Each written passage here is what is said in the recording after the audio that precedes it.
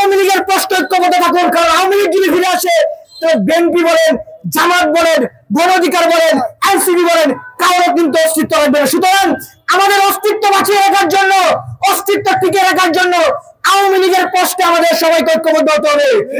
গোপালগঞ্জে এনসিপির উপর যে হামলা হয়েছে সেটা শুধু এনসিপি নয়, সেটা বিএনপি, জামাত, গণ অধিকার সহ সকল রাজনৈতিক দলের উপর সে হামলা হয়েছে। আমাদের সবার উচিত এই গোপালগঞ্জের হামলার প্রতিবাদ করা।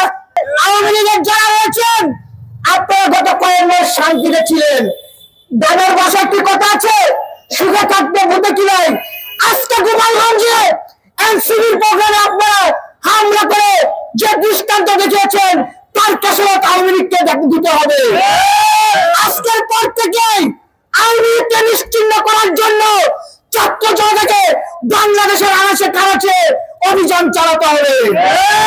এই জুলাই গণঅভ্যুত্থানের পূর্বে আওয়ামী লীগ রাস্তাঘাট, হাট বাজার সকল জায়গায় যেভাবে চাঁদাবাজি দখলদারি চালাতো, এখন একটি দল চাঁদাবাজি দখলদারি লুটপাট চালাচ্ছে। আপনাদেরকে বলবো, আওয়ামী লীগের পতন থেকে শিক্ষা নেন।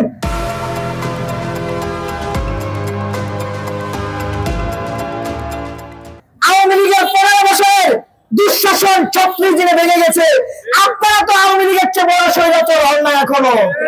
সুতরাং আপনাদেরকে শিক্ষা নিতে হবে এবং জনগণকে বলবো, আগামীর ব্যালটে এই চাঁদাবাজ এবং দখলদারকে আপনারা প্রত্যাখ্যান করে যারা দেশের জন্য কাজ করবে, জনগণের জন্য কাজ করবে, তাদেরকে নির্বাচিত করবেন। বিগত সময় দেখেছেন এদেশে কারা ক্ষমতায় ছিল, কারা ক্ষমতায় থেকে লুটপাট করেছে, দখলদারি করেছে, অর্থ পাচার করেছে। সুতরাং আপনারা তাদেরকে প্রত্যাখ্যান করে এই ভালো মানুষদেরকে নেতৃত্ব দেওয়ার সুযোগ দিবেন।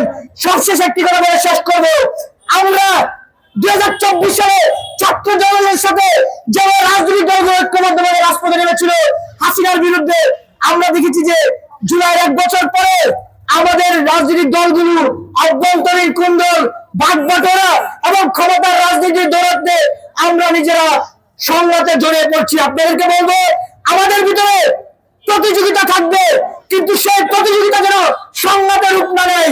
কারণ আমাদের ভিতর সংঘাতের রূপ নিলে প্রতিটা শক্তি তারা সেই সুযোগ নিতে পারে।